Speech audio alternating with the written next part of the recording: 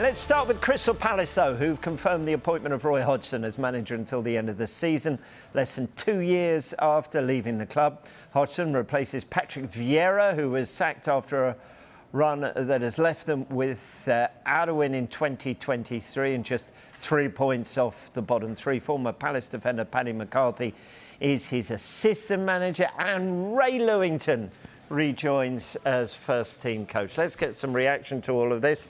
Let's speak live, shall we, to the former Palace midfielder Darren Ambrose, who joins us. There he is right now. Very good morning to you. OK, what do you make of this, and what will Palace fans make of this appointment? Yeah, firstly, good morning, Rob. I woke up to the news of Roy Hodgson being appointed, and I mean, I have to be honest, it isn't the choice I would have made. It's not exciting me if I put my Palace head on. And looking at the reaction, not only of social media, but talking to a lot of friends I have supporting of the club, it's not filling them with much hope and excitement, which sounds unfortunate, and it sounds a bit harsh at the moment, having Roy just arrived back at the football club. But I mean, he came in before. He saved the club. It was a lot earlier days now than it is with 10 games to go. I think it took him 4 games to get a goal in his last stint. So like I said, it's not exciting. I think if you look at his stats, and I was looking at his stats when he was appointed, and his last 3 run-ins, his last 3 seasons consisting of 8 games, I think he's played 24, won 2, drew 2, lost 20. I mean, that doesn't fill you with hope. However, we have to try and be positive now with Crystal Palace. The supporters have to back him. They have to look out now for the future and hope he can bring the last 10 games some positivity. 3 or 4 wins and Palace will stay up, and that's what he'll be aiming for. Yeah, as you referred to, he was tasked with a similar job, wasn't he, at Watford halfway through last season, and it didn't end well there. They got relegated. So how much does that add to your concerns? I mean, it's concerning. Palace are on freefall at the moment. As you rightly said, 13 winless. I don't think the Arsenal game was the defining moment. I just look at the appointment. I was on Friday when Patrick Vieira was sacked from the football club, and I thought it was a correct decision. I thought it was about time. They needed a new voice, but they haven't got a new voice now. They've got a voice that's been there before.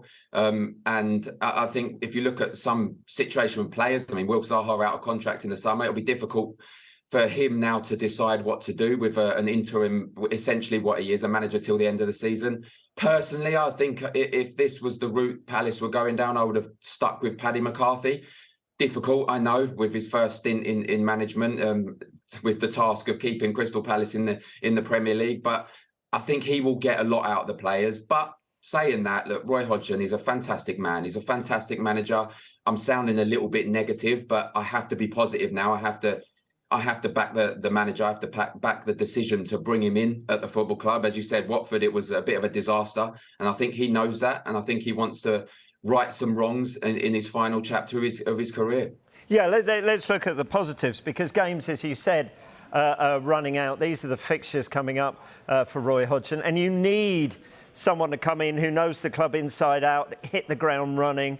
You can't have someone 8 games down the line going, well, I'm just finding my feet at this club. So is that a tick in the books of Roy Hodgson? Of course it is. When Patrick Vieira lost his job, you look at the run-in he had with Arsenal, City, United twice, Chelsea, Liverpool, Spurs. I mean, that's a tough run for any manager. And Roy's come into the football club and he's got a relatively easier run than that. Look, no game is easy in the Premier League. That's a cliche. Everyone says that, but it's true. But the sole objective now is to win games. It doesn't matter about performance, doesn't matter about personnel, tactics, how it happens. They just need to win games. And as I said, they're 12th in the Premier League.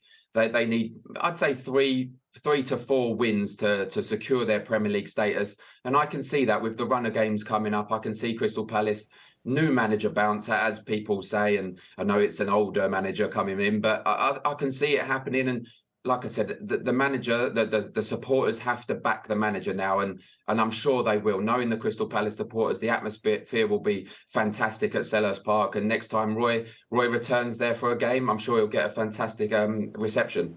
Yeah, I mean, we saw those fixtures there. They're all sides below them. It'll be the first time Palace play a side below them this year. it draws aren't enough, are they? They need to get on the front foot in these games if they want to stay up, don't they? And therefore, perhaps Roy Hodgson may need to change maybe the way he's played with Palace previously. Yeah, absolutely. Like I said, and like we spoke about, the Watford situation was a disaster. This is a little bit different. He comes in, he knows the players. He probably has players in his mind already that he knows he can trust in this position.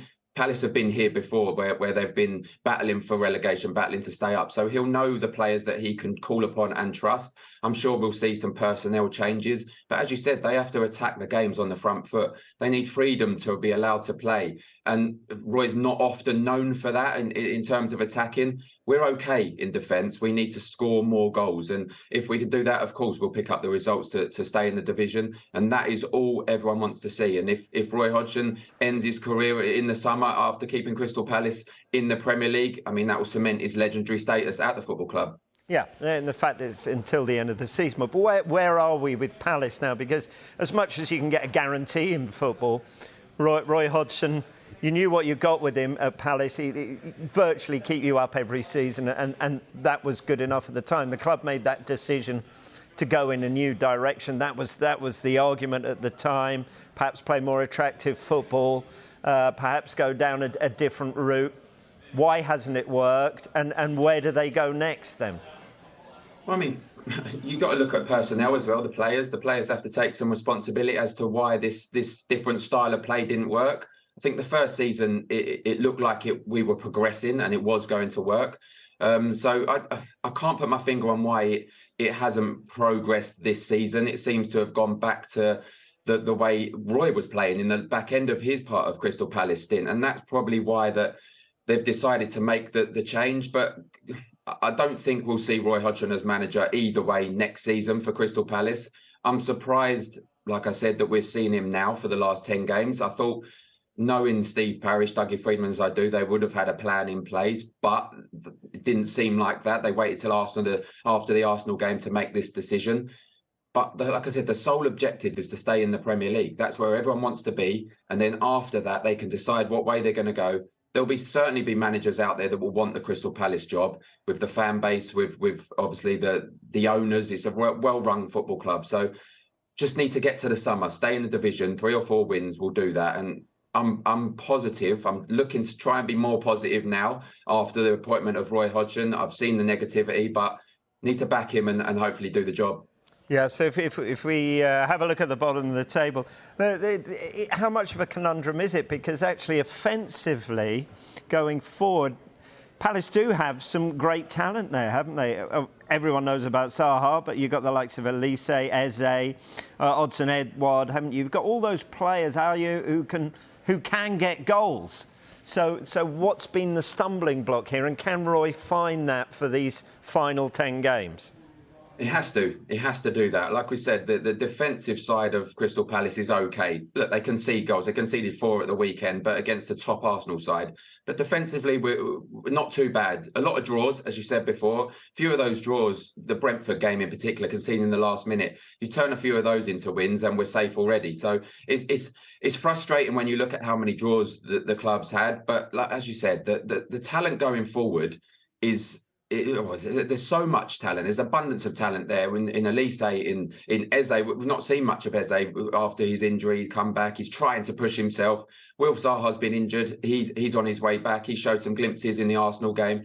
So just like I said, need freedom to play on the front foot and attack teams, particularly the teams that are below them. It was a difficult run for Patrick. But this is a difficult run as well. Teams all fighting to stay in the division. But if you go on the front foot and play and use your attacking talent that Crystal Palace got, you need goals. You need more goals than they've got. And if they can score early in games, they're more than likely to see them out, especially with Roy and his defensive tactics. Yes or no? Will Palace stay up? Yes. Wonderful. Finish it on a positive, Darren. Thank you very much indeed. Cheers, Rob. Thank you.